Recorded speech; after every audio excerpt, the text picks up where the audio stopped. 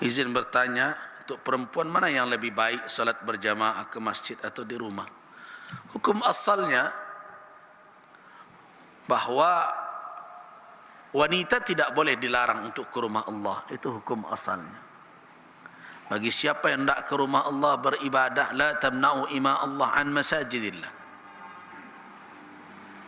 Dan melihat kondisi kesibukan wanita dengan keadaan mereka zuruf, maka Nabi SAW menjanjikan afdalnya salat di rumah bagi wanita dibandingkan dengan masjid. Tapi bagi wanita yang keberadaannya di rumah tidak juga suatu hal yang dituntut. Kadang-kadang tidak ada manga-manga di rumah lain. Nah, kemudian ditambah kondisi di rumah tidak memungkinkan, tidak memudahkan orang untuk bisa menjalankan ibadah dengan disiplin dan berbagai macam. Maka ketika itu, di saat tidak ada halangan untuk ke masjid dan tidak ada hambatan untuk ke rumah Allah, tidak ada fitnah yang akan menimpa, dan tidak ada tugas-tugas yang menuntut kehadirannya untuk tetap di rumah Allah, kemudian dia datang ke rumah Allah Subhanahu wa taala agar bisa ikut berjamaah dengan amannya fitnah, saya melihat bahwa kehadirannya di rumah Allah lebih afdal.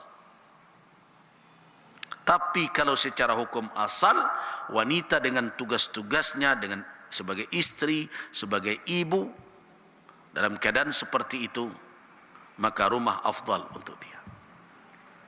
Tetapi kalau dia mau hadir ke rumah Allah, tidak boleh suami, orang tua menghalanginya. La tamna'u ima Allah an masajidillah. Jadi afdalnya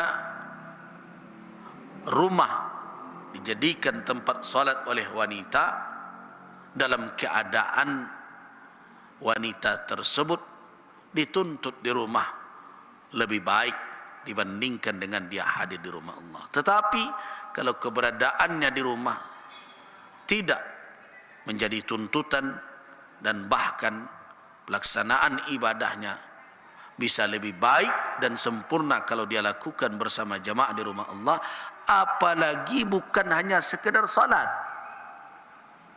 Ada kewajiban lain seperti menuntut ilmu dan sebagainya. Maka tentu ketika itu kehadirannya di masjid lebih baik dibandingkan dengan di rumahnya. Jadi hukum ketika diterapkan kadang tidak menyangkut dengan satu persoalan, meliputi banyak masalah ketika dia ditanzilkan, diletakkan dalam satu peristiwa. Karena itu kita katakan bahwa kalau keberadaannya di rumah itu menjadi suatu tugas sebagai ibu, sebagai istri, maka rumah afdal untuk dia. Salat di rumah afdal. Tapi kalau dia tidak dituntut untuk demikian, dan keberadaannya di rumah juga tidak menjadi tugasnya lagi, maka kehadirannya di rumah Allah mungkin secara ketentuan keadaan yang ada membuat ibadahnya lebih baik, ditambah lagi dengan ada kewajiban lain karena dia hadir di masjid bisa mendapatkan ilmu, maka ketika itu keberadaannya di rumah Allah afdal. Jadi bagi wali yang bertanggung jawab kepada wanita mesti melihat situasi dan kondisi yang meliputi wanita tersebut.